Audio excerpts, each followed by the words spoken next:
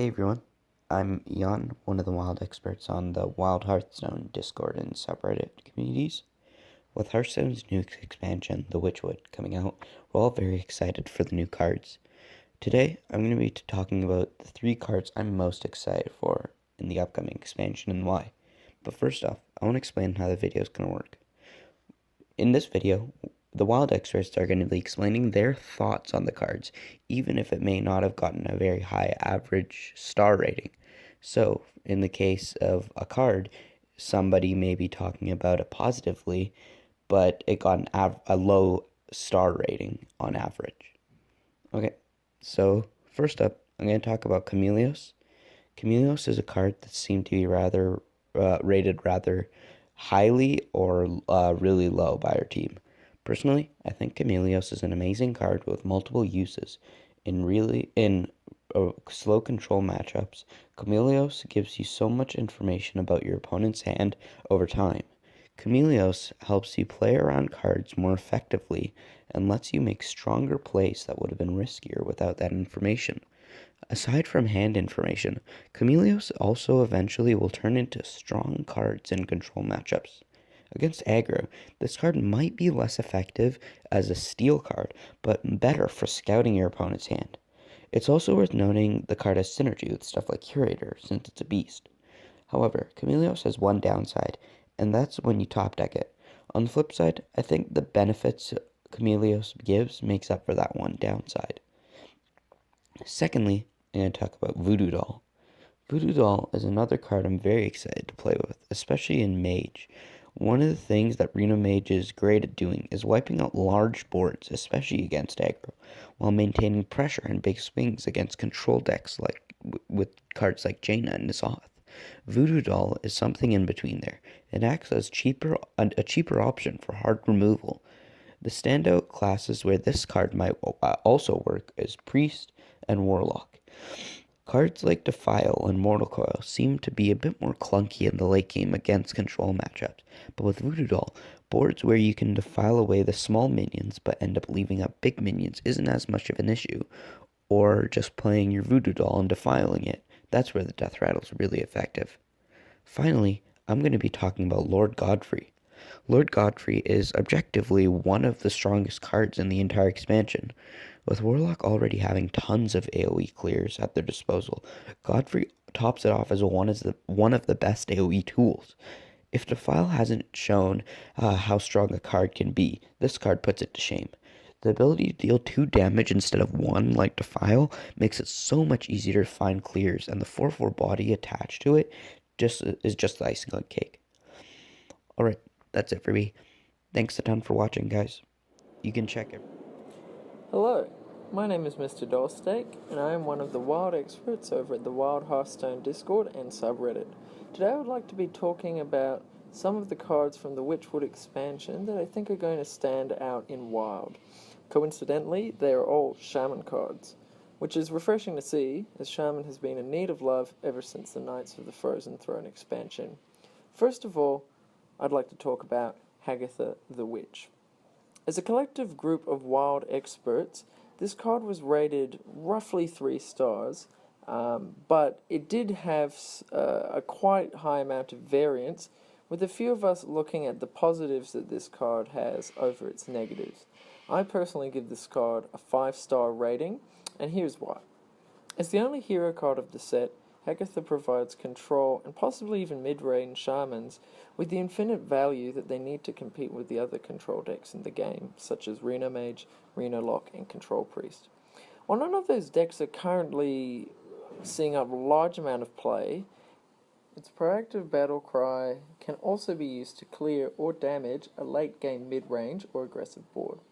One of the main arguments I've seen against this card is that it is too slow, and that 3 damage is not impactful enough as a clear. While it costs 8 mana for roughly a 4 or 5 mana effect, Shaman itself has so many cards and board clear options that this really is just additional icing on the cake. If we look at the most dominant class in the metagame at the moment, which is Paladin, it is not unlikely that we will have to be clearing multiple boards. And this card allows us to do just that, while also providing a slight heal and more importantly, guaranteeing inevitability going forward from this point.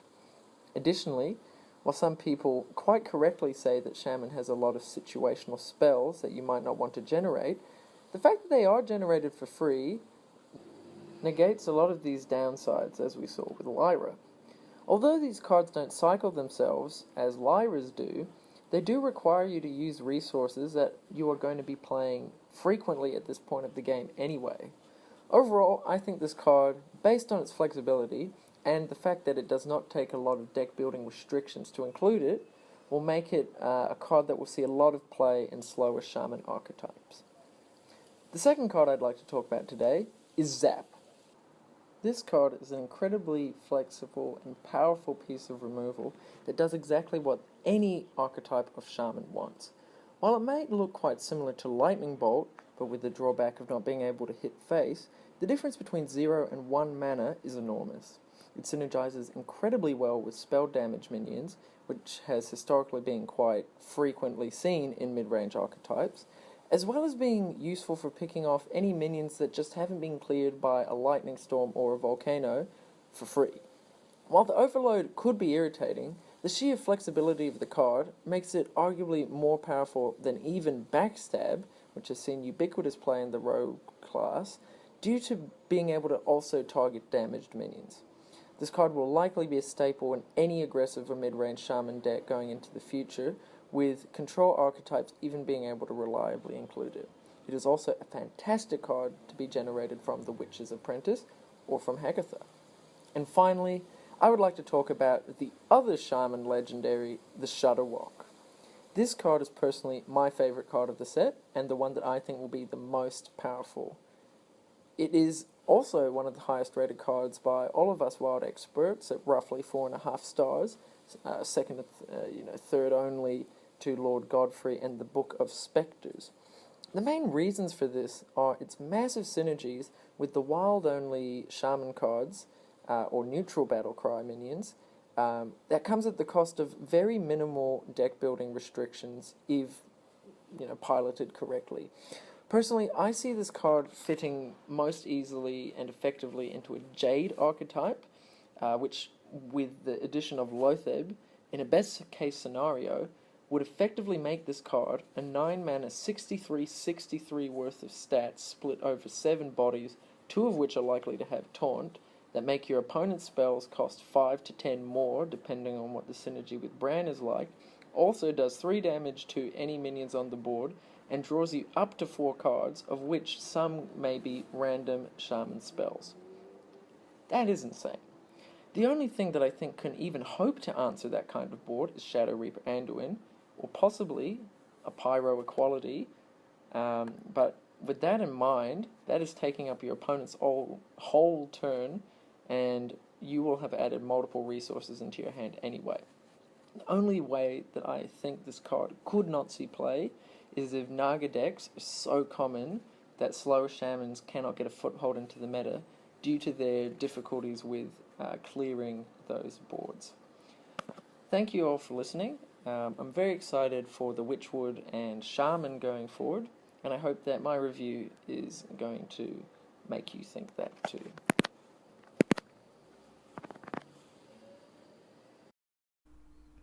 Hi, I'm Vicious Wild Expert Chai, and I'd like to speak more closely to 3 cards. First, I want to speak to Village Bellringer. This is interesting to me. I play a lot of Secret Paladin, and that deck has gone through a series of non-call to arms 4-drops over the course of its life. They've all been fine, but nothing has really felt like a slam dunk include. I'm very excited for Village Bellringer, and think Secret Paladin will adapt its secret package to make it work if necessary. Whether that means you run 2 competitive spirit, the new draw 2 secret, I don't really know, but there's got to be some way to better adapt the deck to this multiple series of pulling and tutoring secrets. I think Mad Scientist leaves, this has to give you all the consistency you need. The second card I want to talk about is another Paladin card, another card maybe for Secret Paladin, Prince Liam. He's hard to evaluate, but I think he's quite strong. Most Paladin decks run a handful of 1-mana cards, but Secret Paladin runs quite a few more. I run 10, 12 sometimes. The ability of Prince Liam to act as a Golden Monkey style late game card on a third of your deck without disabling your weapons, your call to armses, etc. is really unique and powerful. I don't know if he actually fits into Secret Paladin long term, or if he'll find another shell he works better in, but I'm very excited to try him in that context. He has to come down after a Mysterious Challenger, which does suck, but I think there's a lot of potential there, and I'm excited to try it out in game. The last card I want to talk about is Zap, with an exclamation mark.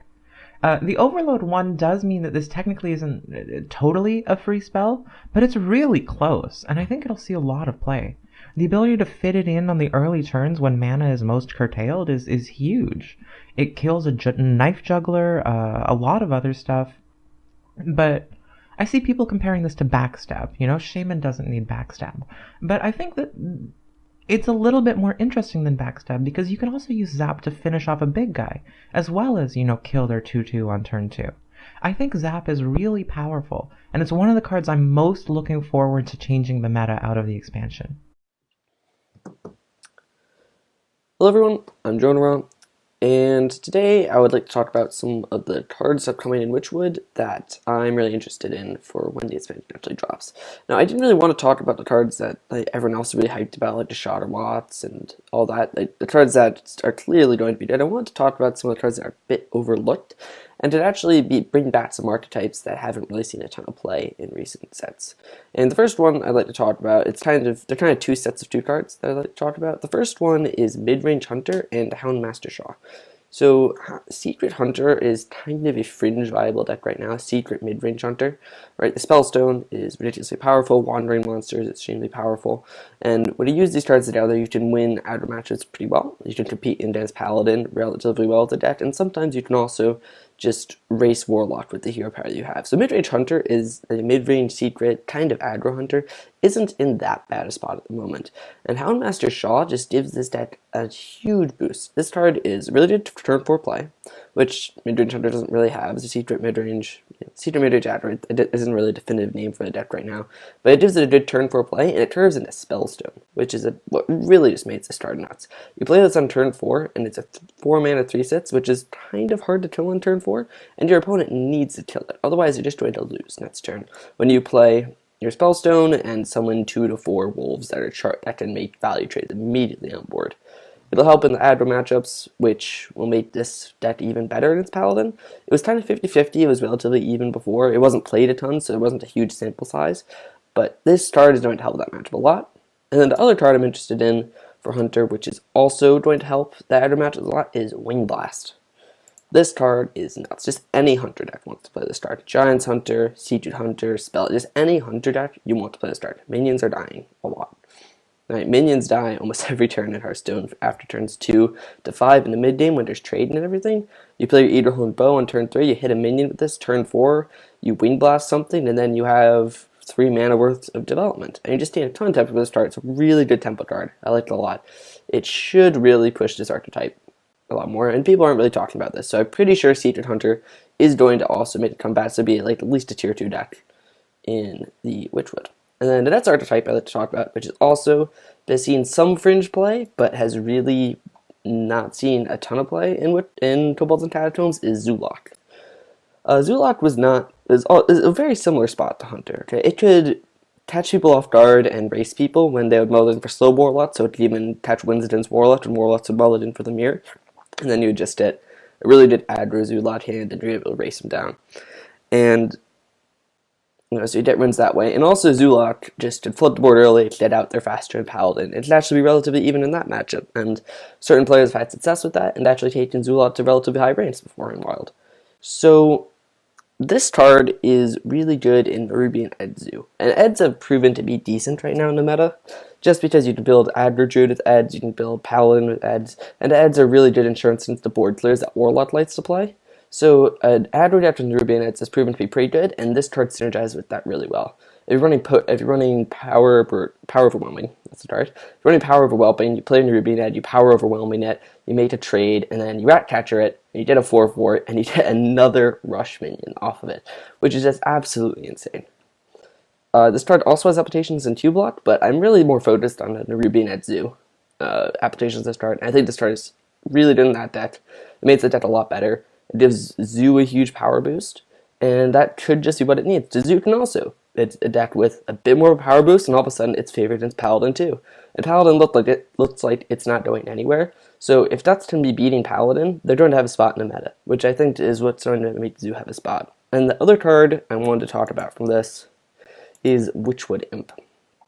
Witchwood Imp gives Zoolock another 1-drop. People played Blood Imp before in some Zoolock builds, some like Demon style Zoo builds. We ran Demon Fury, I believe the card is, and Blood Fury Potion. So you run Blood Imp with that, so it would be a guaranteed target. This is Blood Imp. This is a lot better than Blood Imp. If you got two of the health buffs off Blood Imp, it was kind of okay. But this time to make an attack, you can control when it gives the health. It's just really good. It's another 1-drop for Zoo, and Zoo likes having 1-drops. Another 1-drop for that deck, boosts the power level, makes it better against Paladin because you have more early game now. It's just overall to boost the power level of the deck, and it helps the deck make a comeback. So overall, I think Zoolock and mid-range Secret Aggro Hunter are going to become new archetypes, and with these new cards from the Witchwood, they'll be able to make a comeback, and they can maybe be Paladin, and they can also be relatively even against Hunter, which makes them both probably at least tier 2 decks in the future.